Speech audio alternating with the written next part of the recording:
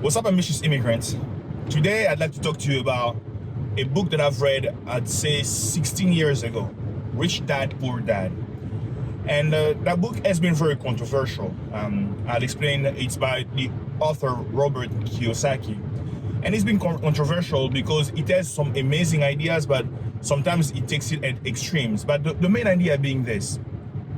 I'm just going to give you a summary of what I recall from the book and the way, with the opinions that I've learned over time, what I think about the book and what everybody can learn from it. When we're young, we've all been raised with this concept that, in life, you basically grow up, go to school, get a job, and then you retire around 65 years old, and then that's it. And most people, once they've gone to school, at least the parents, once they've helped the kids go to school, they feel like they've done their job and that's it. The main idea about Rich Dad and Poor Dad is that Robert Kiyosaki in the book talks about two dads. His dad with a PhD, very smart and everything, but always struggled when it comes to money, always worried about money. And then he had another dad who was rich, who studied just a little bit, but he was more of a businessman. And that has a very different concept when it comes to money. That he didn't worry about money as much. While the first dad would probably tell you need to work on your resume.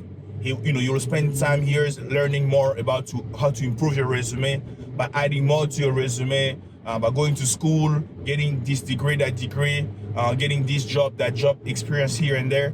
The rich dad was basically focusing more on ensuring that Robert Kiyosaki, the rich dad basically being the dad of his friend. His friend was rich, and his dad basically was very rich, and the advice he was giving him, instead of the resume, he told him to focus on a business plan, get better at coming out with business plans. So you take a business idea, turn that into a plan, and then learn to get loans from banks and things like that. So the idea here is that one was basically always trying to be somebody working under someone else as an employee. And as a result, when you're an employee, the amount of money you'll make is always limited, right? So you can't make that much. They'll give you just enough for you to survive in general. Not with bad intent, it's just that's the way the market works. And then as an entrepreneur in general, there is no limit to what you can make. So that's a high-level summary of the idea of the book, but it really focuses a lot more on the financial intelligence. So basically learning a lot about finance. And this is one of the reasons why that and somebody else that I met when I came to the US very early. I say it was back in 2004, 5, 6. My cousin had a roommate who was really passionate about finance. I never really was. Finance was not my thing. But he was telling me finance is amazing, learning about money, learning about how to make money. And he was very passionate about real estate. He had 7 properties, with people renting. Since he worked as a loan officer, so he was able to understand what was needed to get loans. And he was, basically doing, well financially. He was driving a Porsche, and, he kind of inspired me when I came to the US. And I told myself, you know what? I'm going to do my best to kind of mimic that lifestyle. So when I went to school, because of his influence, I also studied finance. So I did computer science, but I also did finance as another bachelor's degree in finance to basically, know enough about finance. And I've always been passionate about it. And I always hope to even study more, when it comes to finance and get a CFA, right? Which is a Chartered Financial Analyst certification. It's basically almost the equivalent of a master's degree in finance. And it's even more respected than that because it's very, very hard to get and requires you to have a broad set of knowledge, economics, finance, and everything. So the whole idea here being that finance is, is the backbone of the economy, of everything. And we don't go to school. Most of us, we don't learn about finance. They don't teach us about finance. It seems very complicated. You learn to read, to write, you learn to drive, but nobody sits there to teach you to learn more about the income statements, the balance sheets. So we end up being like financially unaware, and we just go through life worried about money. Our parents focused on us just going to school, getting a degree, but we never took the time to learn about money, learn about how to run a business. And the main ideas that he shared in the book are, I would say, there are four types of people. Four types of people. The first one being the employee, like we just talked about. People who, who work for money, and that's what they do. They just work for money. And then you have a second type of people, the professionals.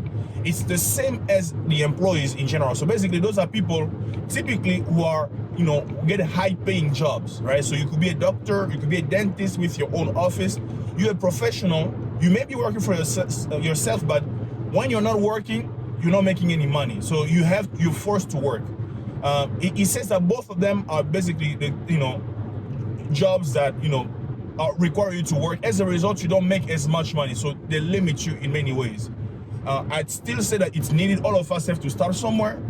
That's where I differ with Robert Kiyosaki. I really think that we all need to start somewhere. You can start as an employee to make some money, and as a professional also. But the main idea is you have to aim for two things. He talks about the other two types of people. We have the big business entrepreneurs. So basically we have businesses where there are other people working for them, helping them make money. So, we know when you hear about big companies, whether it's Facebook, whatnot. So you have a business machine where you have people working to help you make money. And then you have the fourth type, which to me is my favorite, is an investor. And what's nice about being an investor is that anybody can be an investor. And here I'm not talking about being an investor, starting a business. No, I'm talking about those people who invest in two types of assets. There is stock market, and then there is the stock market and real estate. And real estate is something, I'll start with that.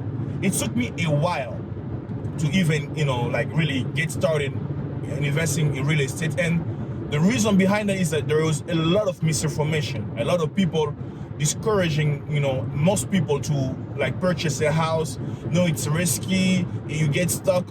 Everybody is comfortable financing when it comes to buying a car, but when it comes to buying a house, most people feel a little shy and they don't see it as a big priority. I would really advise anybody, no matter what, even if you're not married yet, it has to be your priority number one.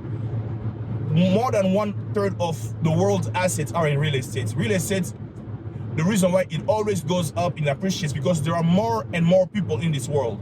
And this is something that my cousin roommate told me, who was a banker back then. He was telling me that real estate is so important because people need to live somewhere. They need to live in a house. They don't want to live in the streets. So when you invest in real estate, you're banking that the world is going to keep growing. There's going to be more demands. You see the highways, they keep getting bigger. 2 lanes, 3 lanes, 4 lanes. They're still building. Why?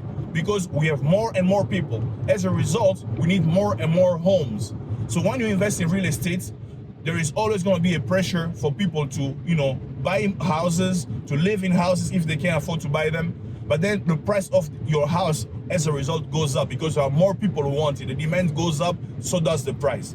So real estate is something, is one of the best and surest and most, the best way to really make, money. And the ways you can make money, of course, is the first part is as you're paying off your house, you make more money in equity. But also as you're owning your house, over time, as it goes up in value, you also make money. So basically you have your house working for you and helping you make money. And ideally, of course, it's not just buying your own house, but it's also about buying more properties so you can have people renting. Which turns into some sort of business, but you have basically assets generating, revenue generating assets, which is something that all of us should aim for if we can. So, I talked a lot about real estate there, but let me talk about the stock market. Today, the stock market is so, everybody can now invest in the stock market. And at this very moment, under Trump, the stock market has been doing so well. Unfortunately, even though he's only focusing on the stock market and not on the coronavirus itself, he's been focusing on that alone, that and his poll numbers. And as a result, the stock market has been doing great. It's doing great because the government has been really, buying a lot of assets in the market. As a result, even though people may not be, and the economy may not be doing quite well, the stock markets, the indices, which is basically a list of stocks, are doing extremely well. So this is a good time also to kind of learn more about stock, marketing, how to invest in stocks.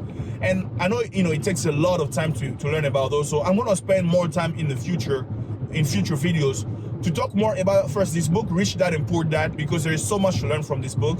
I've read almost all the books by Robert Kiyosaki since then, and they shaped the way I think about money, the way I think about life, and it forced me to behave and think differently, because like most of us, we've always kind of grown up with this idea that talking about money was a bad thing. So in our families, we don't talk about money. We usually talk about everything else, but not money. So people don't know much about money. Our value system is usually based on discretion and also spirituality, where money is not a good thing. So we avoid trying to be rich, trying to be wealthy. But the main goal of this video is that we have to think, the best thing and ideal thing is to think of how you can make money doing two things: having assets, basically money working for you, or people working for you. My personal favorite is to really have money working for you, because people working for you is harder than you think. It requires a lot of leadership, which is a skill that's even more difficult. Running a big business is very, very demanding, and it's not for everybody. But I still think that anybody can be an investor in your own niche. So basically, you can learn about an industry that you like, that you understand, about companies that you buy from, that you understand, and then with some basic skills, you can become somebody who invests more and more in stocks. And I've made a video about it. I want to post the link below about the video that I made about Cash App. I also use that to invest. There are other tools, but the Cash App makes it very easy. I would recommend you to try $10, invest $10. You got nothing to lose. Just buy some stocks and see how it works out. If you do well, you can add more. Personally, I've been increasing more and more money over time. I'm investing more and more, and my returns have been like almost kind of doubling my money. But it took me a while to get there, and it's also because the economy has been doing quite well. The coronavirus might be the only thing slowing it down, but in general, the economy is doing well. So the stock market investing is something that I'm hoping you look into. And as I'm going to church today. This is the first time going back to church in a long time, in a very long time. So since February, since the coronavirus started, but I felt a need to go to church and praise the Lord. So I hope you have an amazing weekend, that everything is great in your life, that God is blessing you. And thank you very much for your time. My name is Christian Mutabs.